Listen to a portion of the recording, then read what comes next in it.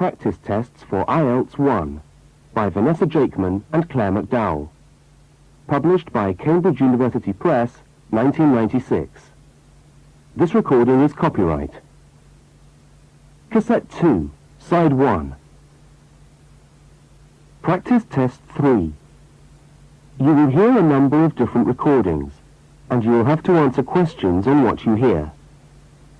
There will be time for you to read the instructions and questions, and you will have a chance to check your work. All the recordings will be played once only. The test is in 4 sections. Write all your answers in the listening question booklet. At the end of the test, you will be given 10 minutes to transfer your answers to an answer sheet. Now turn to section 1 of your question booklet.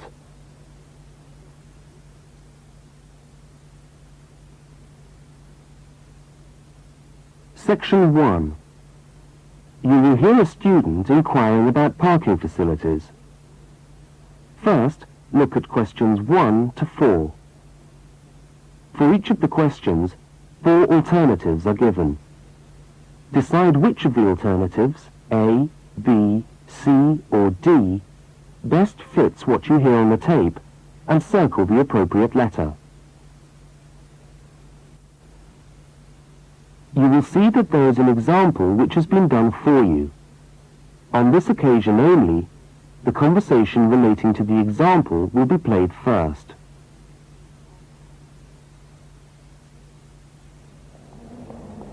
How do you come to the university each day? Train or bus, or do you have a car? Oh, I always walk. I haven't got a car, and anyway, I live quite close.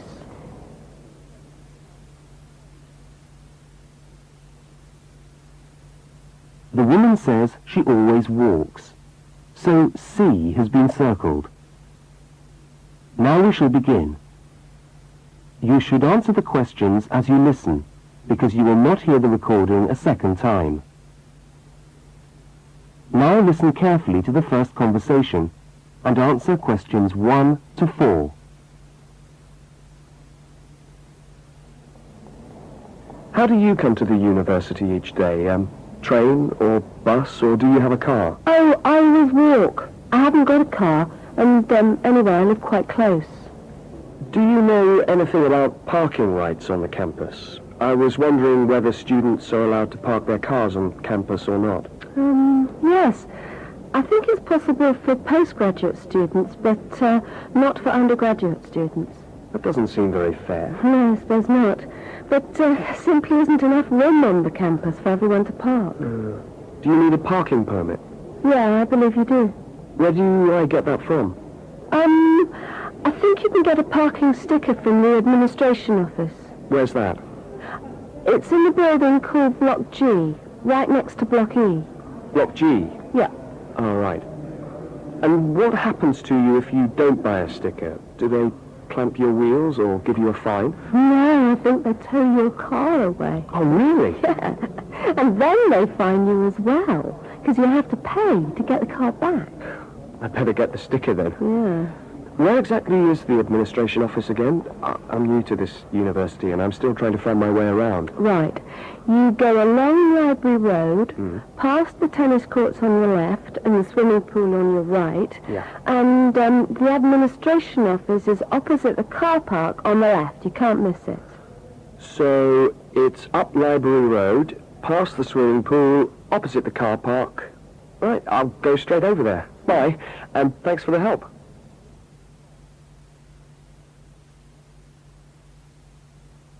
Now you have some time to look at questions 5 to 12. As you listen to the next conversation, complete the application form in the spaces numbered 5 to 10 and answer the questions numbered 11 to 12.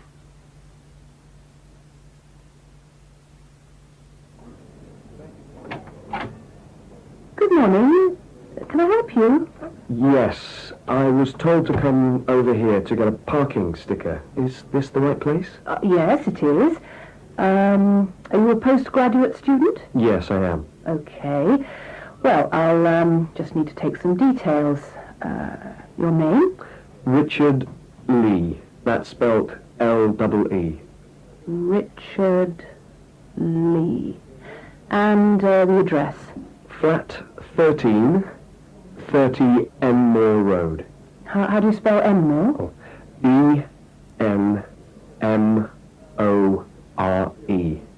And that's in the suburb of Newport. N-E-W-P-O-R-T. Mm-hmm. Faculty?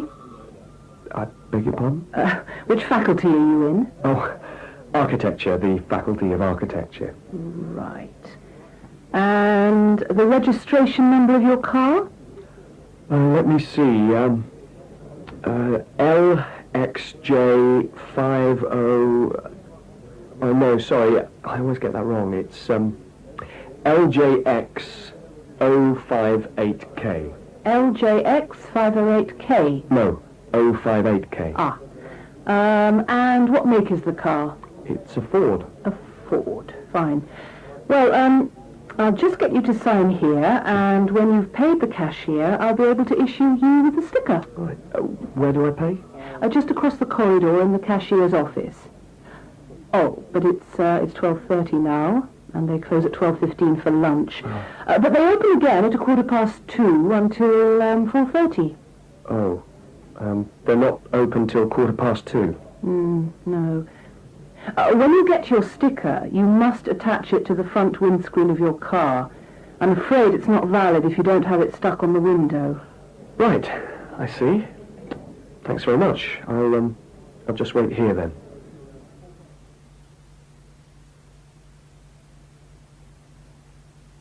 That is the end of section 1.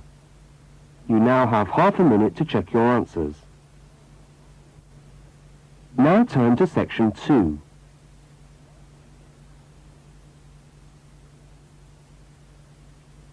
Section 2.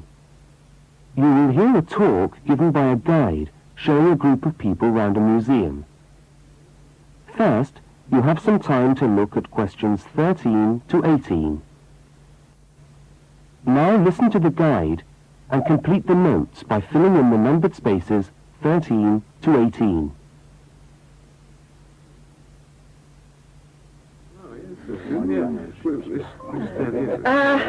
Good morning, everyone, and welcome to the Maritime Museum. Now, before we commence our tour, I'd just like to tell you a little bit about the history of the museum. As you can see, it's a very modern building, built in the postmodern style, and it was in fact opened by the Prime Minister of Australia in November 1991.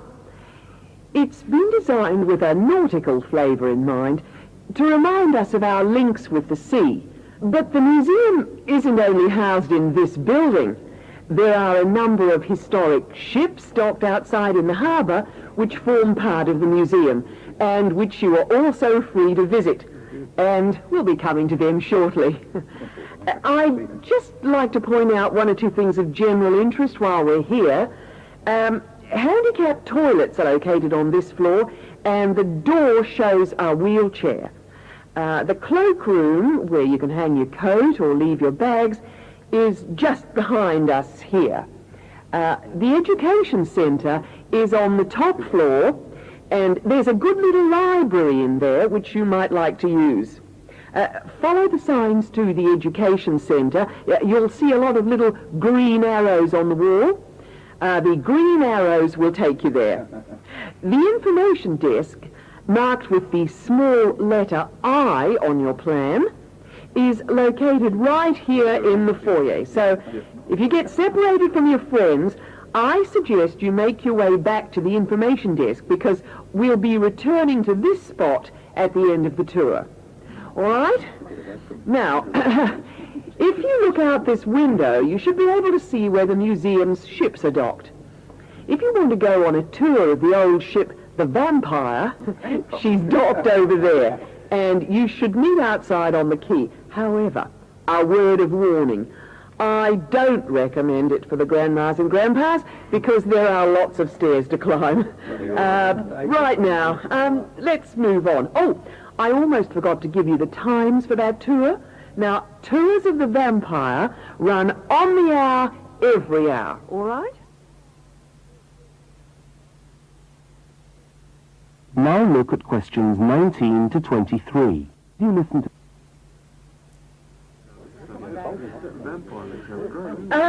Let's take a walk around the museum now. The first room we're coming to is the theatre. This room is used to screen videos of special interest, and we also use it for lectures.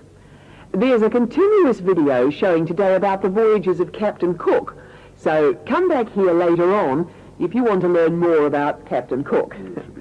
Now, we're moving along the gallery known as the Leisure Gallery.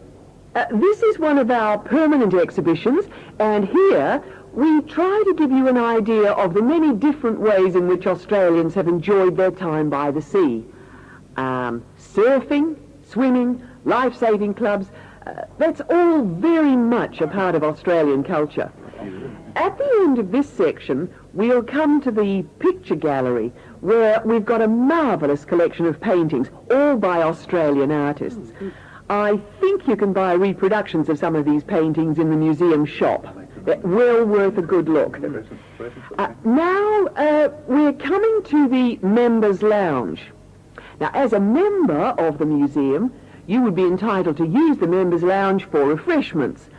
Membership costs $50 a year or $70 for all the family. So it's quite good value because entry to the museum is then free.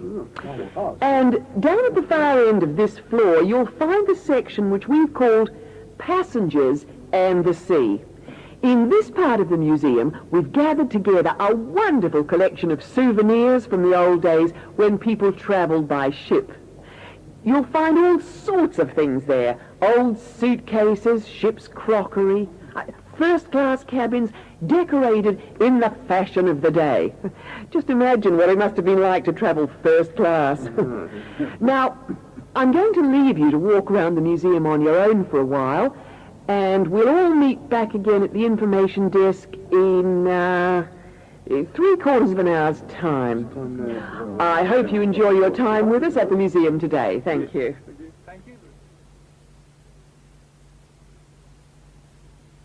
That is the end of section 2. You now turn to section 3.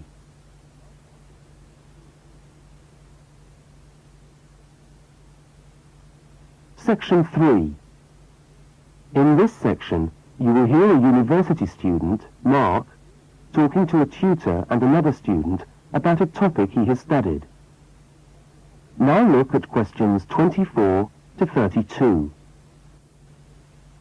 Now listen to the conversation and answer questions 24 to 32. Okay, everybody. Good morning. Good morning.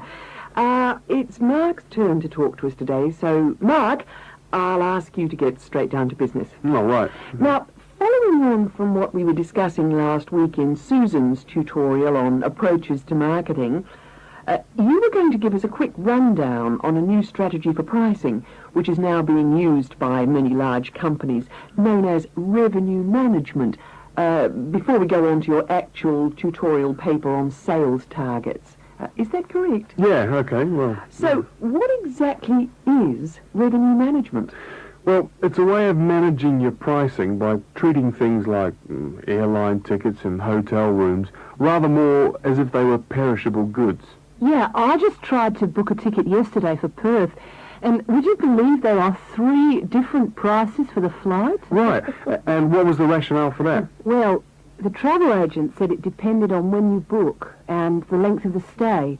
Like, it's cheap if you stay away for a Saturday night, presumably because this isn't business travel, and even cheaper if you buy a ticket where you can't get a refund if you have to cancel.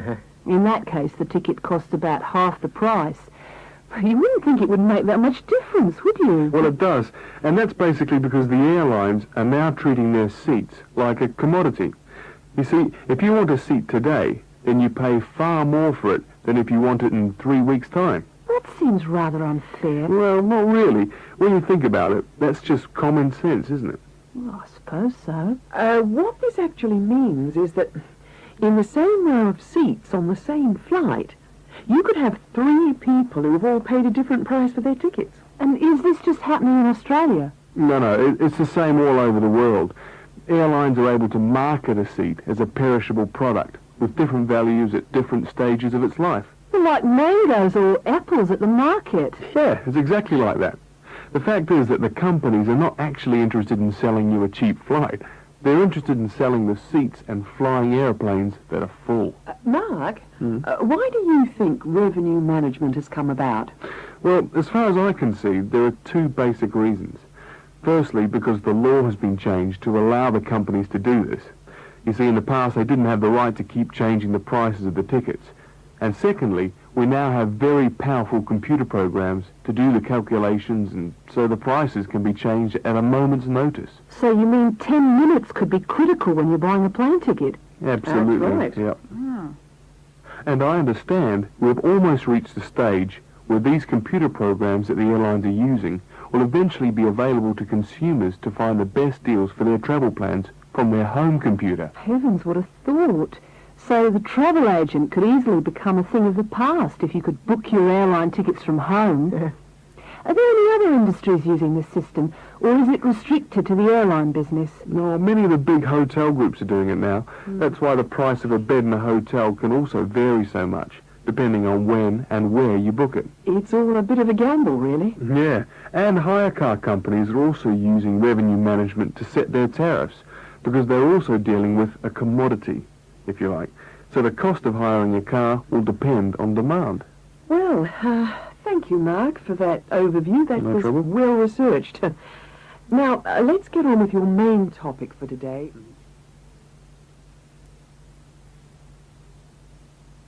That is the end of section 3. You now have half a minute to check your answers. Now turn to section 4.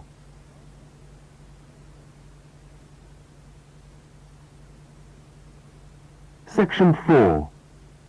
You are going to hear a short talk on space management in supermarkets. First, you have some time to look at questions 33 to 37. Now listen to the first part of the talk and complete the table by filling in the numbered spaces 33 to 37.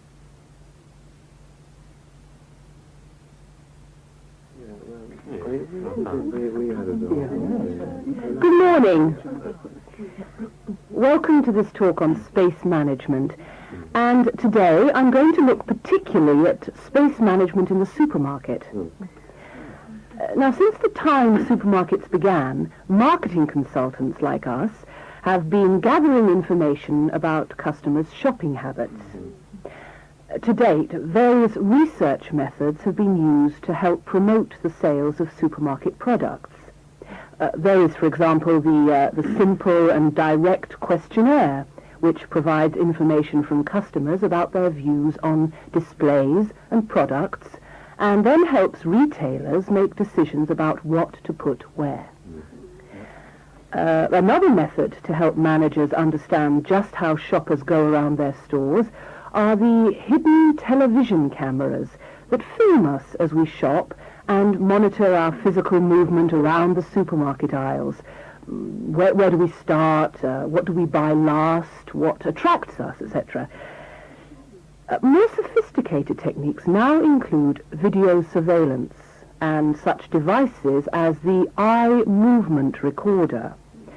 This is a device which shoppers volunteer to wear taped into a headband and which traces their eye movements as they walk around the shop, recording the most eye-catching areas of shelves and aisles. But with today's technology, space management is now a highly sophisticated method of manipulating the way we shop to ensure maximum profit. Supermarkets are able to invest millions of pounds in powerful computers which tell them what sells best and where. Now, an example of this is Spaceman, which is a computer program that helps the retailer to decide which particular product sells best in which part of the store. Now, Spaceman works by receiving information from the electronic checkouts, where customers pay, on how well a product is selling in a particular position.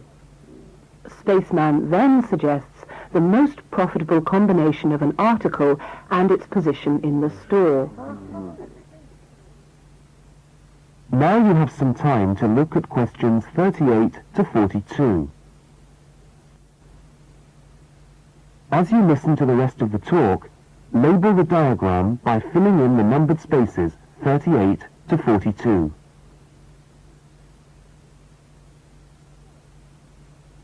So, let's have a look at what we know about supermarkets and the way people behave when they walk down the aisles and take the articles they think they need from the shelves.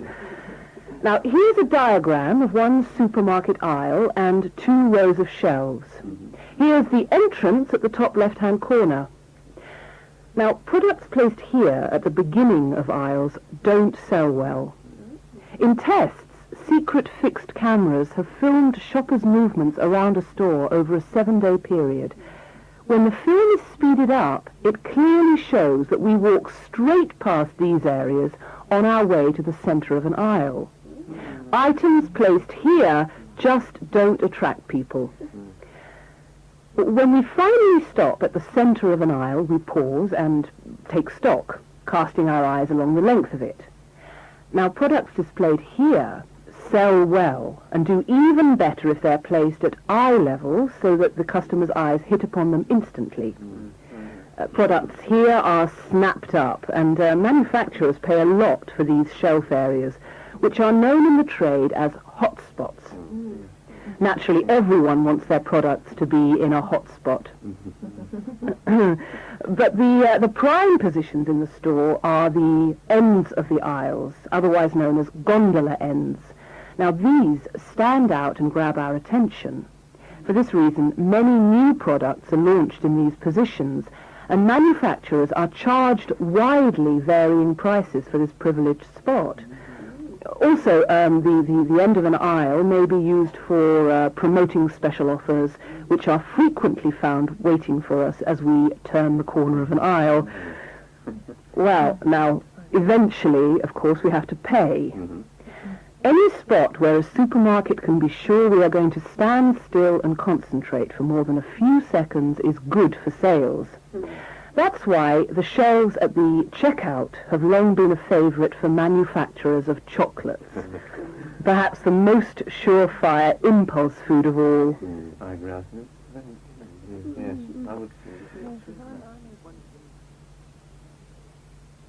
That is the end of section 4. You now have half a minute to check your answers. That is the end of the listening test. You now